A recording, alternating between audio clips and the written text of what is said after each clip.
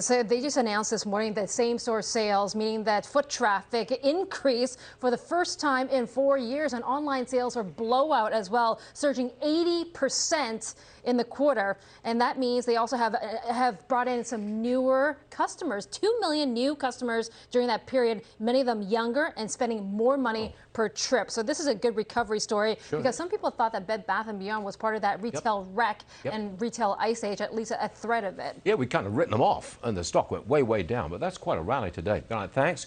The Senate set to authorize subpoenas today for some of the biggest names in technology. Yeah. Does that mean they're going to be doing the perp walk in Congress? Look, this only focuses in on the social media giants. So think of the Facebooks, Twitter, and Google with Sundar Pichai, Mark Zuckerberg, and Jack Dorsey. So they're considering whether or not to subpoena these CEOs to testify when it comes to possibly repealing Section 230 of the 1996 Communications Act that basically shields these social media companies from being liable for what their users post. This is part of the executive order of President Trump. You've heard Attorney General Bill Barr mention this as well, but they're not free even if the Democrats win the election in November, because the Democrats have also said that they will revisit this portion of the Communications Act from 1996. Investors don't seem to care very much. Look at Facebook, up $5, 2% today on that. Yeah, come on.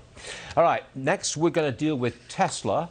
Third quarter deliveries may set records. Well, we are anticipating a release of third quarter delivery numbers either today or tomorrow for the third quarter. I think it's pretty much been priced in that we are expecting record numbers. How high will they be? I think that will move the stock. For instance, we have analysts on average predicting 140,000 deliveries. That would be the highest number of car shipments for Tesla going back to the last 3 months of 2019 when they shipped 112,000 cars. Now, so far this year, in the first 6 months of this year, so first quarter, second quarter, on average, they've shipped 90,000. So even if we do ship 140,000 this quarter, we're still far short of that 500,000 car delivery pledge that Elon Musk made for this year. Is this another expectations game? So if they hit it's always an expectations game on the stock market. If they hit 140,000 deliveries, the stock goes up, and if they don't hit 140,000 deliveries, the stock goes down. Correct. Pretty roughly, that's it? That's pretty much how it is. And also, what about guidance for the last 3 months of this year? Because if you get to 500,000, I'll tell you, that stock will rally.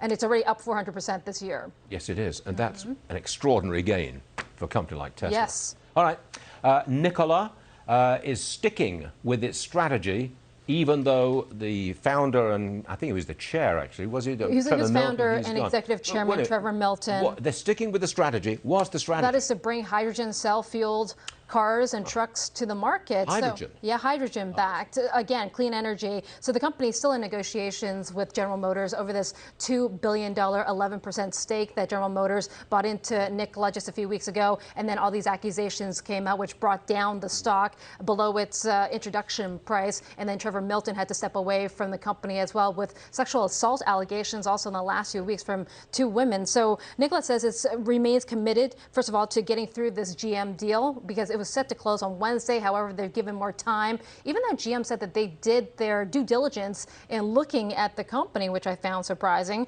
but they remain committed to achieving their set of milestones, including bringing the pickup truck, their mass market pickup truck, the Badger, to market in 2 years. I hear that word hydrogen fuel. I mean, that is a real turn on very, very long term, because there's absolutely no pollution whatsoever with hydrogen, as far as I understand. Very clean energy. But you're miles away from it, hey? All right, this is another one. What is this, your show or something? Google is out with some new technology. What is it? Well, don't you like Sue and Stu? Doesn't that sound better, don't you think? Stu and Sue might be okay, but yeah, the other way around, I don't like. Fragile male egos. That's okay, let's talk about Google. Yes, Google TV is back on Chromecast. It's a rival to Apple TV. It looks very familiar to it.